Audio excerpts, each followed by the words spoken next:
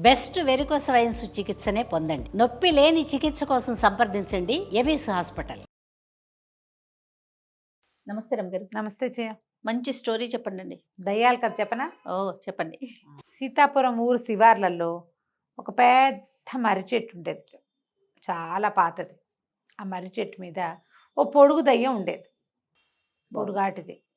అయితే కొంతకాలానికి, చాలా కాలం తర్వాత ఒక పొట్టి దయ్యం వచ్చి చేరింది. పొట్టి దయ్యం సరే ఒక కొద్ది రోజులు సరే ఇద్దరు కలిసి మాట్లాడుకుని ఉండేవాళ్ళు. ఉండగా ఉండగా ఉండగా ఒక సంవత్సరం గడిచేసరికి ఈ పొట్టి దానికి విసుగు పుట్టింది.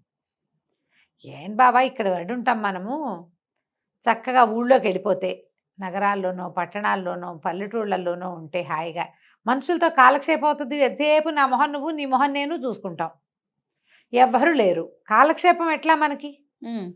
మనుషులతో అయితే భలే బాగా కాలక్షేపం అవుతుంది అని చెప్పింది పొట్టిది. పొడుగువాడు అన్నాడు, ఏమిటి కాలక్షేపం, మనుషులతో మనం పడలేము. వాళ్ళు ఇళ్లలోకి వెళ్తే వాళ్ళు భస్మాలు వేస్తారు, విభూతులు వేస్తారు, అవేస్తారు, ఇవేస్తారు, పొగలు పెడతారు. అక్కడి నుంచి భూత వైద్యులను పిలుస్తారు, మంత్రవేత్తలను పిలుస్తారు, వాళ్ళు వచ్చి చింతపరికలతో చావు కొడతారు. మనుషులతో పడలేం.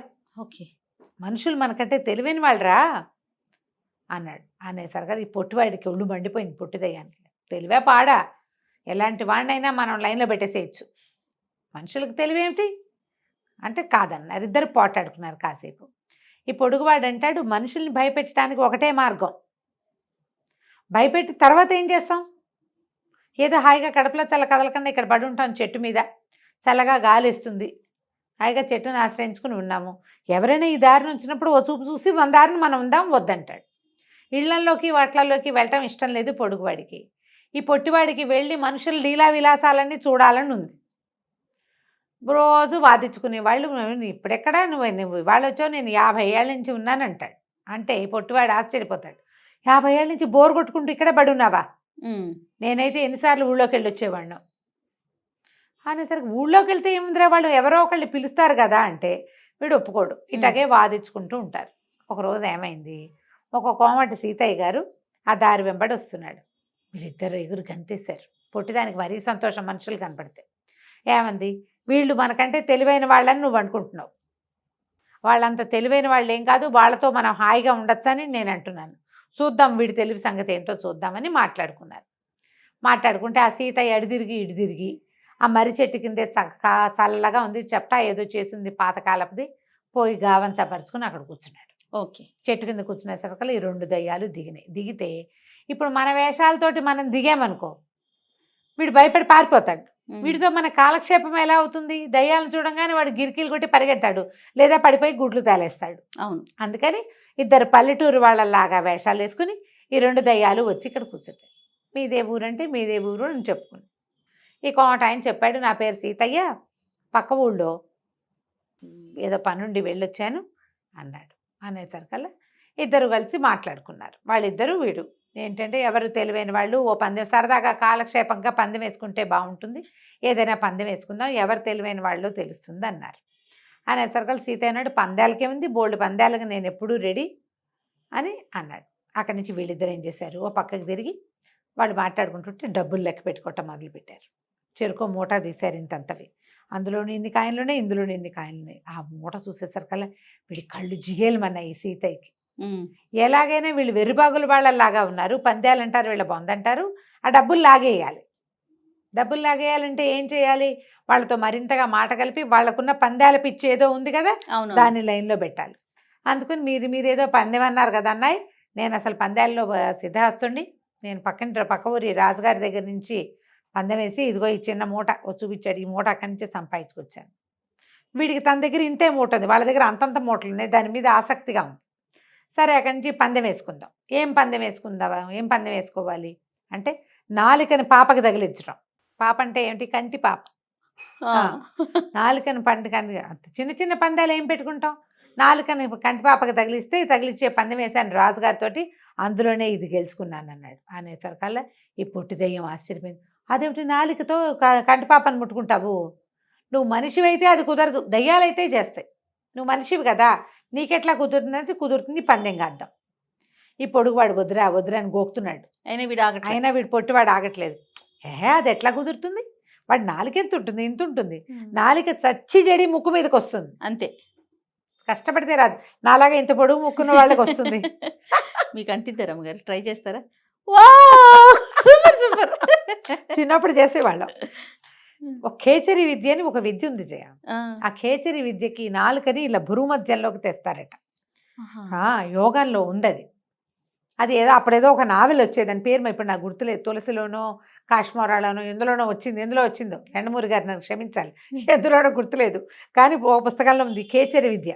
ఖేచరి ముద్ర, నాలుకని ఇక్కడ భూమధ్యంలోకి చేర్చడం. అసలు నాలుక ముక్కుకే అంటదని మేము స్కూల్లో ఉండగా వచ్చింది. అప్పుడు పందెం వేసుకుంటే నాకు తెలిసింది నా నాలుక నా ముక్కు అంటుతుందని. మీకు బాగా ప్రాక్టీస్ ఉంది, వెంటనే టకామనండి చేశారు. బాగా చేసేవాళ్ళం చిన్నప్పుడు. అయితే ఇప్పుడు ముక్కు దాకా చచ్చి చెడి వస్తుంది, ముక్కు కొసకి పైదాకా నాకు రాదు, ఎవడికి రాదు. అదే కదా, కంటి పాపకి ఎలా తగిలిస్తాడు వీడి బొంద, పిచ్చి బందె గడుతున్నాడు, వాడు ఓడిపోక తప్పదు. చూసావా మనుషుల కంటే మనమే తెలియదు, వెర్రిబాగులాడులా ఉన్నాడు వీడు, చూద్దాం అనేసరికి సరేనన్నాను. అనగానే మరి మూట పందెం అన్నాడు. అలాగే ఆ మూటను మధ్యలో పెట్టారు. మూటను మధ్యలో పెట్టాక వీడేం చేశాడంటే ఎడం కంటిని టకీమని ఇలా తీసి నాలుగు తగిలిచ్చి పళ్ళి పెట్టుకున్నాడు. వాడిది గాజు కన్ను. గుడ్లు తేలేసే రెండు దయ్యాలు. వీడి దుంపదేగా, వీడి తెలివి చూడు. వాడికి ఎడం కన్ను కుడి కన్ను లేదు, కన్ను ఎడం కన్ను లేదు. ఆ కన్నుకి గాజు కన్ను పెట్టుకున్నాడు. కంటికి పాపం తగిలి, ఈ నాలుగుకి పాపం తగిలించడం అంటే మనమేమనుకున్నావు ఇక్కడి నుంచి తీసి ఇక్కడ పెడతాడు అనుకుంటున్నావు. వాడు అలాగా దద్దీసి తగిలిచ్చే తగిలింది, అంతేగా నువ్వు చెప్పింది. మూట లాక్కున్నాడు. లాక్కున్నాక ఏమనాలో వీళ్ళిద్దరికీ తెలియలే. ఇంకో పందెం కడదాం, ఇంకో పందెం అని మళ్ళీ కాస్త మాటలు నడిచినాయి. నా మాటలు నడిచాక వాడు అన్నాడు, దాందేముంది, నీ ఎడం కంటికి తగిలిచ్చి ఇప్పుడు ఓ కన్ను లేదు వాడికి తెలుసు, వీళ్ళకి తెలుసు కదా లెఫ్ట్ కన్ను లేదు. సరే నా కుడి కంటికి ముందు వరుస పళ్ళకి కుడి కంటిని తగిలిస్తానన్నాడు. అనేసరికి వీళ్ళిద్దరూ మాట్లాడినారు. ఒరే వీడు రెండు కళ్ళు గుడ్డి కళ్ళు అయితే కాదు, ఓ కన్ను లేకపోయినా ఒంటి కన్నుతో వాడు తిరుగుతున్నాడు. ఇప్పుడు రెండు గుడ్డి కళ్ళు అయితే ఇట్టిటా వచ్చేవాడు, అట్లా రాలా, వాడు మామూలుగానే నడిచొచ్చాడు. కాబట్టి ముందు పళ్ళ వరసకి ఈ కన్ను తగిలే అవకాశం లేదు, చూద్దాం ట్రై చేద్దామన్నారు. మళ్ళీ పందెం అనగానే పెట్టండి మూట అన్నాడు. ఓ మూట లాగేశాడు, రెండో మూట పెట్టించాడు. వీడిద్దరు ఇట్లా చూస్తున్నారు ఆసక్తిగా. వాడు పై పళ్ళ వరస తీసుకెళ్ళి కంటి మీద పెట్టాడు. తగిలిచ్చాను చూసుకోండి అన్నాడు. ఓరి వీడికాడు పొడక, వీడికి ఇన్ని తెలివితేటలు ఉన్నాయి. ఈ వెధవ ఒక కన్ను గుడ్డి కన్ను, ఓ ముందు పళ్ళు ఎత్తుపళ్ళతోటి, పెట్టుడు కళ్ళతోటి వీడికి ఇంత పని చేసేసాడు. చేసేసరికి వీడిద్దరు మొహమొహాలు చూసుకున్నారు. పొడుగువాడు అన్నాడు, ఏరా మనుషుల సంగతి చెప్పానా నీకు, వాళ్ళు పరమ తెలివైన వాళ్ళు, మనం వాళ్ళతో గెలవలేం. వీళ్ళని గెలిచేందుకు మన దగ్గర ఒకే ఒక మార్గం ఉంది. ఏమిటి మార్గం? ఏం గెలుస్తాం, నా బొంద రెండు మూటలు వాడు లాగేశాడు కదా, రెండు మూటలు మనం వాడు ధర్మంగా వెళ్ళాలి. పందెం అన్నాక పందెమే కదా, పందెం కట్టాం, వాడు మనం చెప్పిన పందెనికి ఓకే చేసేసాడు. పందెం డబ్బులు వాడి చేతికి ఇచ్చేసాం. ఇప్పుడు ఏం చేస్తామన్నాడు. ఎందుకు, రెండు మూటలు లాగేస్తాను చూడన్నాడు పొడవాడు అని. పొడుగువాడు చెప్తున్నాడు. పొడుగు ఇద్దరు ఆలోచించుకున్నారు, కుదురుతుందా అని. పొడుగు అంటే నాది గ్యారంటీరా, నేను చెప్పినట్టు చెయ్యి అనగానే ఈ లోపల ఈ సీతయ్య ఈ రెండు మూటలు దక్కిన ఆనందంలో కాస్త అట్లా బాగన్నుగా కళ్ళు మూతలు పడుతున్నాయి. వాడికి ఎండ వెళ్ళేటప్పుడు చెట్ల కింద కూర్చుంటే చల్లగాలికి నిద్ర వస్తుంది. పొడుగువాడు అన్నాడు, ఒరే ఈ వేషం తీసి మన ఒరిజినల్ రూపం చూపిస్తే చూడు వీడేం చేస్తాడు. ఇద్దరు కలిసి ఒకేసారి దయ్యాల రూపం నరుస్తూ లేచి నిలబడ్డాయి. నిలబడగానే ఒక్క ఉదుటం లేచాడు. ఇద్దరిలో ఉన్నాడు కదా, మెలకుగా ఉంటే కొంచెం ఒక మాదిరిగా ఉండును. సడన్గా రెండు దయ్యాలు ఇట్లా నడిచి మీదకి వచ్చేసారు కల్లా. ఆ రెండు మూటలతో పాటు తన మూట కూడా అక్కడే వదిలేసి పరుగు ఒకటే దెబ్బ పారిపోయాడు. ఈ దయ్యాలు రెండు చెప్పుకున్నాయన్నమాట. 50 సంవత్సరాల నుంచి దాచిపెట్టాం, ఈ డబ్బులు వీడు కొట్టుకుపోయాడు అనుకున్నాం, పోన్లే వీడి తెచ్చిన మూట కూడా మనకు దొరికింది, ఇక మనుషుల జోలికి వెళ్ళకూడదు. ఇక్కడికి వచ్చినప్పుడు ఇలా కాసేపు వినోదం చేసుకుని తర్వాత వాళ్ళని భయపెట్టి వాళ్ళ డబ్బులు లాగేసుకోవడం, మనం లోపల పెట్టుకోవడం. ఆ 3 మూటలు తీసుకెళ్ళి మర్రి చెట్టు త్వరలో పెట్టి మళ్ళీ ఎక్కి చెట్టు మీద కూర్చున్నాయి హాయిగా కులాసగా కాలక్షేపం చేస్తాం. కలిసి మన ఇంటికి నేను కూడా ఉలికి పట్టానండి.